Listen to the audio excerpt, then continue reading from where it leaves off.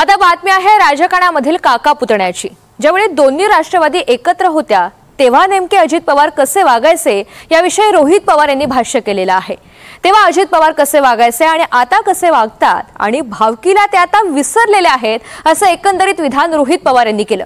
बरं, याच कार्यक्रमाला अजित पवार सुद्धा उपस्थित होते आणि यानंतर या भाषणानंतर अजित पवार यांनी सुद्धा आपल्या भाषणामधून रोहित पवार यांना चांगलं सुनावलेलं आहे। नेमकं या कार्यक्रमामध्ये काका पुतण्यामध्ये कशी जुगलबंदी रंगली या स्पेशल रिपोर्टमध्ये पाहूयात।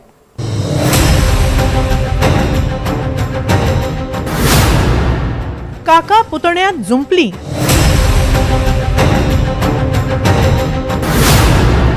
गावकी काढली, भावकी काढली।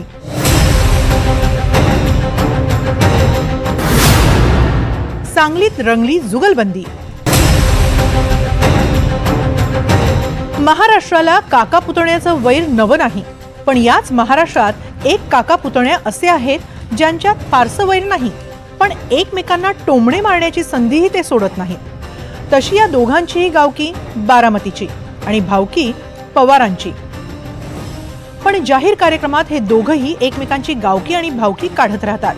त्यासाठी नवनिमित्त होतं सांगलीतल्या एका कार्यक्रमाचं। या कार्यक्रमाला अजित पवार, चंद्रकांत पाटील, जयंत पाटील आणि रोहित पवार उपस्थित होते। या कार्यक्रमात भाषण करताना रोहित पवारांनी अजित पवारांची एक आठवण सांगितली। रोहित पवारांनी भाषण केलं तेव्हा दादा काय म्हणाले होते ते सांगताना रोहित पवार म्हणाले, दादा आता गावकीचा विचार करतात, भावकीचा नाही। आणि मग त्यांनी मला घरी बोलवून घेतलं। माझी अपेक्षा होती की त्यांनी सांगावं की भाषण चांगलं झालं, अजून चांगलं कर। त्यांनी सांगितलं की भाषण चांगलं झालं, पण एक गोष्ट महत्त्वाची तुला सांगतो। म्हणलं काय? अरे भाषण देत असताना, अधिवेशनामध्ये बोलत असताना तुझ्यावर कॅमेरा असतो, जरा बटणं जरा वरपर्यंत लावत जा, म्हणजे एवढं बारकाईने लक्ष त्या काळामध्ये माझ्यावर होतं। आता ते गावकीचा विचार करतात पण भावकीला कुठेतरी विसरलेले आहेत। अर्थमंत्री आहेत, कुठेतरी निधीच्या बाबतीत त्यांनी तिथं विचार करावा अशी मी विनंती करतो। आता पुतण्याला उत्तर देण्याची वेळ दादांची होती। दादा म्हणाले, भावकीकडे लक्ष दिलं म्हणूनच आमदार झालास।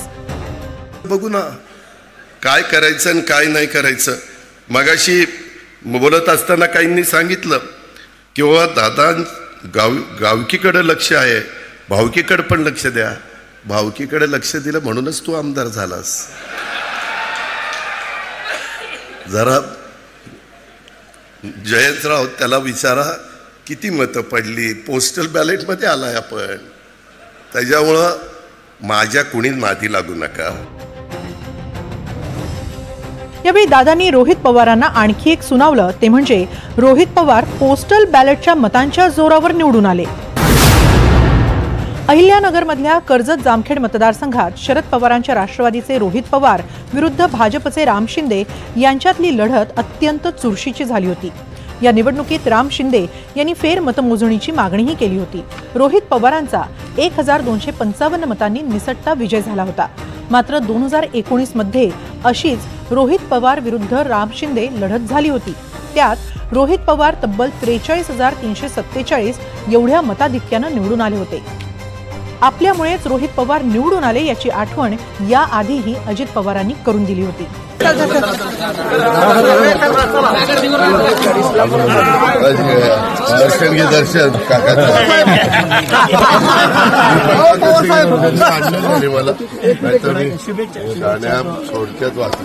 माझी सभा झाली असती काय